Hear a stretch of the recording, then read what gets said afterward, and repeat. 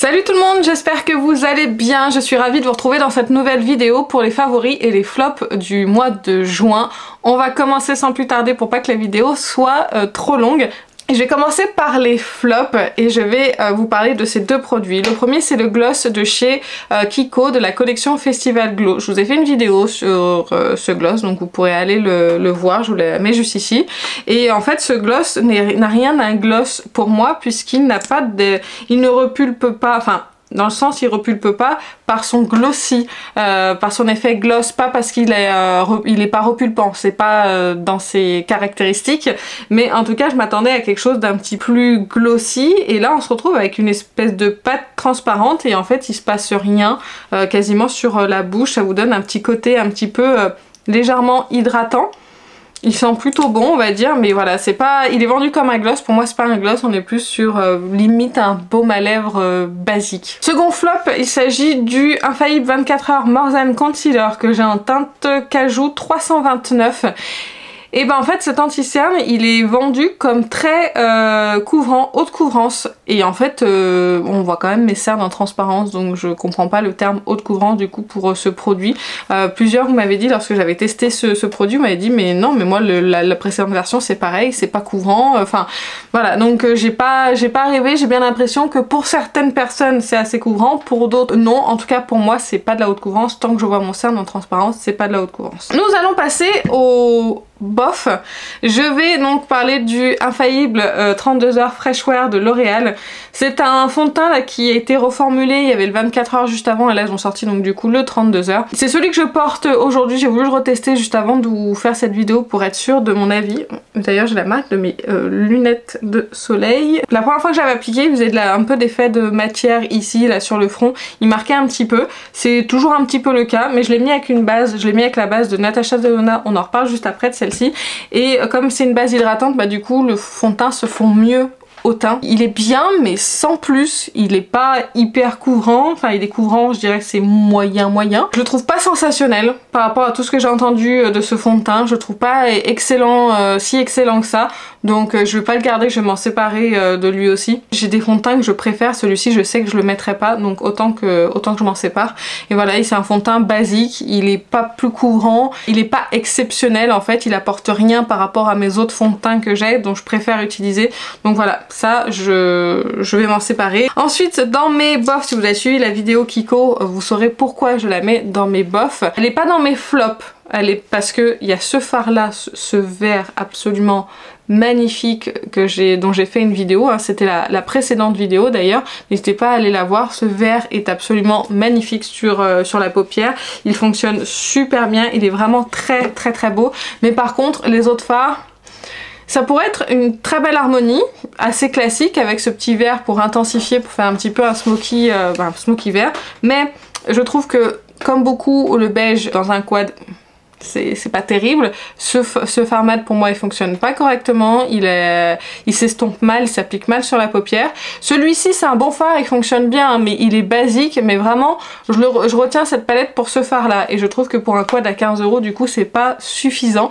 donc c'est pour ça que je le mets dans mes bofs. Dans mes bofs je mets aussi des pinceaux, je devais revenir vers vous. Ce sont les pinceaux de chez Reefer. J'ai le pinceau 03, 01, 02 et 04. Je les ai achetés 55 € les 4 sur le site de Reefer. C'était un kit en fait qui était vendu tout fait, et je me suis dit bah pour tester, parce que j'en entends beaucoup parler, je vais les prendre. C'est des pinceaux qui fonctionnent très bien, j'aime beaucoup la forme de celui-ci pour faire les ras de cils, il est vraiment génial, c'est le 03. Celui-ci je le trouve pas excellent, le 01 pour estomper, j'ai bien mieux.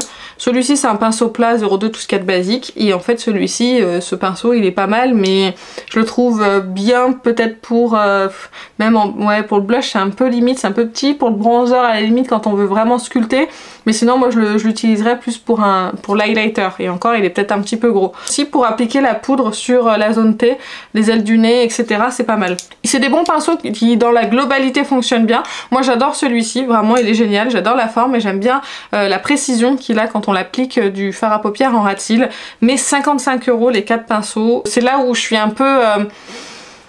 ça coince un petit peu pour moi parce que j'ai des pinceaux Zoeva. J'ai acheté des gros kits de Zoeva qui coûtent de base 75 €. Moi je les ai eu à moins 50%, mais de base ils coûtaient 75 €. J'avais 10 ou 12 pinceaux et les pinceaux Zoeva pour moi sont aussi bien, voire peut-être mieux parce que j'ai plus l'habitude de les utiliser, que des pinceaux Reefer qui, 4 pinceaux, m'ont coûté 55 €. Je trouve pas en plus, je sais pas comment on appelle ça, le pinceau en soi fasse meilleure qualité qu'un pinceau Zoeva. Pas du tout, ils sont tout légers, tout plastiques, on dirait des jouets. Ça pour moi ça fait meilleure qualité. Je sais que les pinceaux d'ailleurs Zoeva durent dans le temps. Et ceux-là par exemple, bah, je sais que c'est des poils naturels et que c'est normal, bah, vous avez des poils qui partent un petit peu dans tous les sens et il faut mettre des brush guards. Moi personnellement mettre des brush guards ça me gonfle. Déjà ça me gonfle de laver mes pinceaux, mais si en plus il faut que je mette des brush guards, c'est pas possible. Je mets ces pinceaux dans mes flops parce qu'ils fonctionnent. Je peux m'en servir, mais je trouve qu'ils sont trop chers pour ce que c'est et je préfère de très loin mes pinceaux Zoeva. Ensuite, une palette avec laquelle je me suis maquillée aujourd'hui, c'est la Pocusa de Glam Shop. J'adore les deux maquillages que j'ai réalisés avec cette palette, que ça soit celui-ci ou un autre qui aurait été diffusé en réel si je pense à le diffuser un jour. C'est une très belle palette avec une très belle harmonie. Les lumineux dedans sont magnifiques, on peut le voir déjà sur ma paupière, c'est sublime. Petit problème avec les mats, et je sais que Laetitia des Coquetteries Laetitia avait aussi des soucis avec les mats. Les mats sont très poudreux, vraiment c'est très poudreux et c'est pas parce qu'ils sont poudreux qu'ils sont pigmentés sur ceux-là. Là j'ai mis par exemple celui-ci, alors sur le coin externe que j'ai remonté dans le creux et j'ai fait ma transition avec celui-ci. Pour celui-ci ça passait très bien, ça s'est bien passé, j'y suis revenue quand même quelques fois pour avoir un peu de pigmentation. Pour celui-ci, je suis revenue énormément de fois, je trouvais qu'il faisait des patchs, que c'était pas uniforme sur la paupière, c'est pour ça que je suis venue le recouvrir légèrement avec le fard lumineux qui est celui-ci, pour justement cacher le fait que ça soit pas hyper fondu en fait sur la paupière. J'adore les lumineux, c'est une magnifique palette, les mats on peut quand même s'en servir parce que j'ai utilisé celui-ci et ça s'est très bien passé, mais je trouve que c'est pas les meilleurs mats qui existent sur le marché à l'heure actuelle et qu'on a bien mieux et qu'il faut plus se concentrer sur les lumineux chez Glam Shop que sur les mats. Ensuite nous passons aux favoris du mois et il y en a quand même pas mal. Commencer par les palettes pour les yeux et la première palette dont je vais vous parler c'est pas du tout une nouveauté hein, mais je l'ai achetée il y a pas longtemps, vous l'avez vu dans un haul et c'est la palette green n'importe quoi, green brown de Charlotte, mais n'importe quoi, de Natasha Denona, cette merveilleuse énorme palette composée quasiment de fards lumineux, vert, neutre, enfin marron, tout ce que j'aime. J'adore cette palette. J'ai pas eu beaucoup l'occasion de m'en servir parce que j'ai acheté énormément de choses, dont des nouveautés dont il fallait que je vous parle. Mais j'adore cette palette et je pense qu'à l'occasion, je m'achèterai la Purple Blue, je crois que c'est ça. Bref, en tout cas, je l'ai payé quand même cher, hein, 150 €. Mais pour moi ça valait l'investissement. Ensuite, deux nouveautés palettes dont je vais vous parler. La première c'est la Sigma New Mode. Je vous ai fait une vidéo sur cette palette que je vous mets ici. Alors si j'arrive pas à vous mettre toutes les vidéos dans le i, n'hésitez pas à aller voir sur ma chaîne, toutes les vidéos c'est toutes des vidéos assez récentes. Donc la Sigma New Mode qui se présente comme ceci, qui a donc un pinceau avec cette harmonie. Je trouve que cette palette vraiment sublime. Elle fait un petit peu doublon avec la rétro palette, ça je vous avais fait un comparatif dans la vidéo donc n'hésitez pas à aller voir. Mais j'adore les teintes qui sont dedans, j'adore les lumineux, ils sont vraiment très beaux. Ils sont très fins sur la paupière, ils tiennent bien, la tenue a été bonne sur mes paupières, moi qui ai des paupières difficiles, ça tient très bien. Mais avec une base hein, bien évidemment, moi je mets systématiquement une base sinon je sais que rien ne tient. Si vous cherchez une belle palette dans ces tons là, vous n'avez pas la rétro palette, elle est vraiment magnifique, les lumineux sont très beaux. Enfin honnêtement je vous la recommande, elle est de bonne qualité. Ça me réconcilie un petit peu avec Sigma. Pareil, une palette dont je vous ai fait une vidéo, il fallait forcément. Il s'agit de la Anastasia Nouveau palette. Je sais pas si vous voulez l'appeler nouvelle palette et qu'il y a eu une erreur au moment de la traduction. Enfin bref, en tout cas c'est celle-ci. Je la trouve déjà de packaging vraiment très belle. De Color Story, je la trouve vraiment sublime. Je trouve que c'est assez facile de se maquiller avec. J'ai juste un fard dans la palette qui m'a déçu, c'est le fard Hill ou Hills, je sais pas comment ils veulent dire, si Hills, je sais pas. Donc c'est celui-ci et en fait je trouve qu'il a pas la même texture que les autres, je trouve très poudreux et en fait il se désintègre un petit peu quand on l'applique sur la paupière. Après c'est que mon avis et ce que j'ai constaté. Donc je sais pas, celui-ci par exemple c'est pas un fard dont je vais me resservir. Par contre tous les autres sont magnifiques, les mats sont beaux, c'est poudreux mais un petit peu moins je trouve que ces autres palettes, ces versions précédentes. Et les lumineux sont magnifiques dedans. Pareil, un petit peu moins crémeux mais plus facile à utiliser je trouve. Mais ça fait une super palette. Je vous ai fait donc un look avec en vidéo. Il y a plein de vidéos sur cette palette donc n'hésitez pas à tapez nouveau palette, vous trouverez des tonnes de vidéos avec des looks différents. Vous savez pas comment interpréter ce lavande, ce lilas, pardon, je dis lavande à chaque fois mais c'est lilas. N'hésitez pas à aller voir les vidéos, enfin il y a plein de façons de l'utiliser et oui, c'est une super belle palette. Elle est plus chère que ses précédentes palettes pour 2 fards en moins, mais apparemment la quantité est supérieure en grammes par fard. Mais bon, moi personnellement ça m'importe peu, je préfère que la palette soit moins chère et qu'il y ait moins de quantité. Pour les yeux, je vais mettre dans mes favoris 2 fards de chez Hourglass, c'est les Scattered Light Glitter Eyeshadow en teinte Rapture et en teinte Vivid. Rapture, c'est Laetitia, des coquetteries de Laetitia qui me l'a offert et je trouve vraiment ce fard sublime, j'adore. C'est très fin, il y a des petites paillettes dedans, c'est lumineux, c'est facile à appliquer, vraiment c'est superbe. Et moi du coup je me suis racheté la teinte Vivid parce que c'est vraiment... C'était les 2 teintes en fait qui me faisaient vraiment très envie, je vais y arriver, dans ces fards là. Donc du coup je l'ai racheté et c'est la teinte verte qui est juste ici. Pareil, il est magnifique, il a des petites paillettes dorées dedans. Ce sont des fards qui tiennent très bien sur moi, qui fonctionnent bien, qui s'appliquent bien très facilement et qui ont un rendu super joli à eux tout seuls. Ensuite un produit qui est un peu pour tout, le teint et les yeux. Il s'agit du kit Quick and Easy de Charlotte Tilbury. Pareil, je vous en ai parlé en vidéo, j'ai fait plein de vidéos sur tous les produits que vous voyez, quasiment tous d'ailleurs.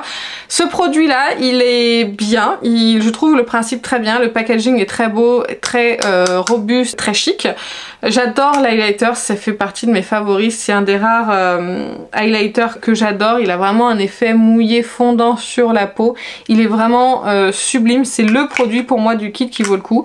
Le blush dedans il est vraiment très bien, il fonctionne bien, que ce soit en rouge à lèvres ou en blush. Par contre je n'aime pas le fard à paupières qui est dedans, je trouve que comme je vous ai dit dans ma vidéo, pour un fard à paupières, enfin il n'y a que ce fard à paupières là dans la palette, il aurait pu être un peu plus métallique. Quand on applique un seul truc sur la paupière, autant que ça se voit comme par exemple un fard Hourglass. Mais là non, je trouve que c'est pas le cas. En tout cas, le kit, je trouve aussi un petit peu cher pour le fard à paupières qu'il y a dedans.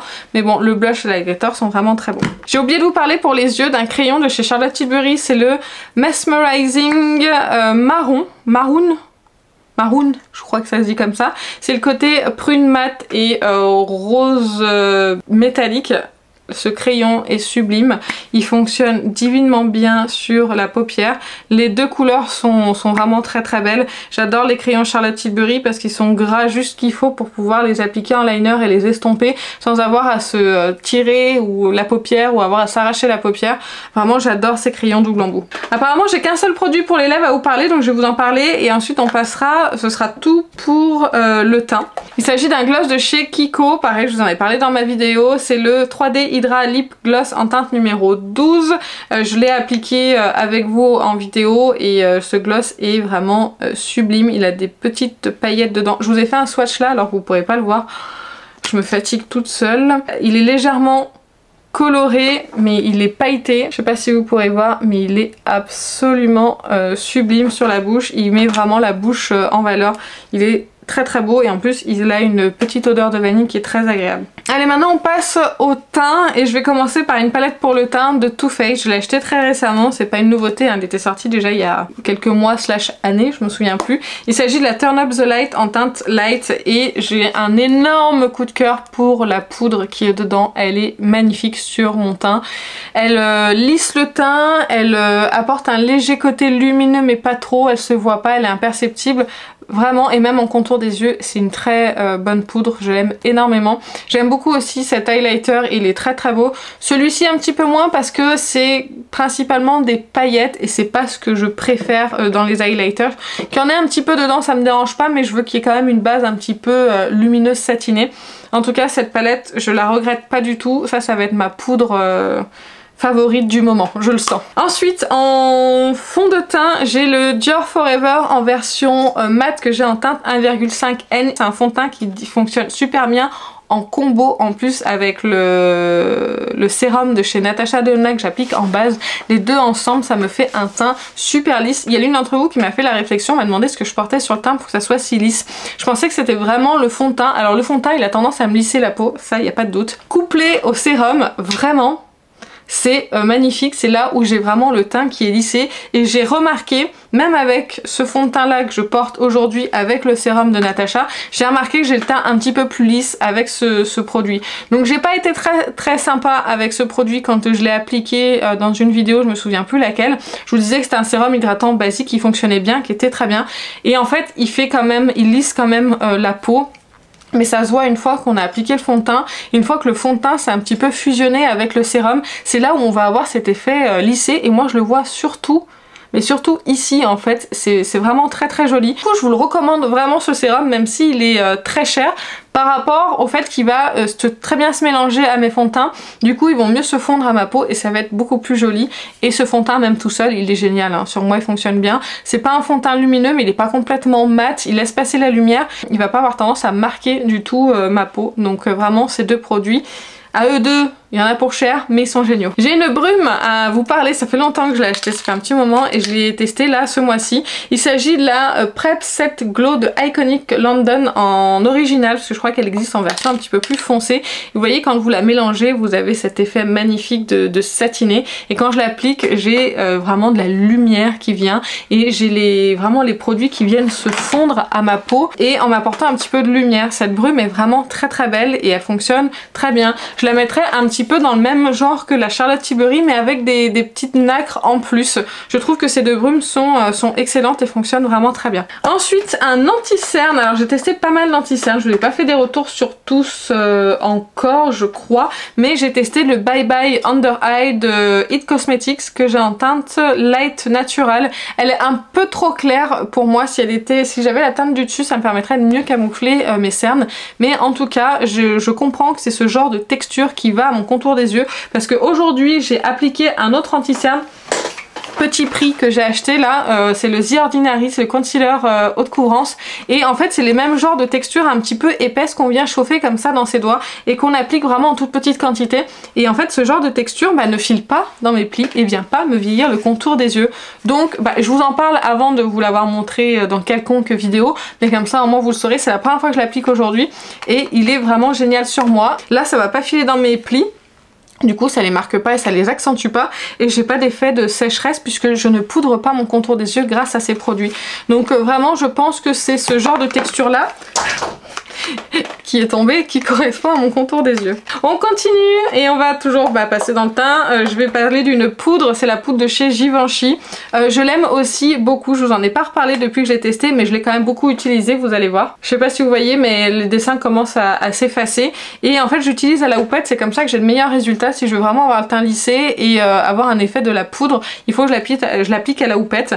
Je vous ai pas dit mais moi c'est la teinte satin blanc, c'est une belle poudre. J'ai quand même une préférence pour la poudre Too Faced qui est pour moi meilleure que celle-ci et qui est moins chère et en plus on a deux highlighters dans la palette.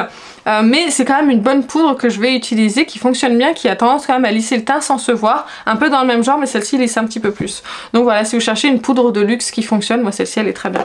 Ensuite on va passer à des blushs.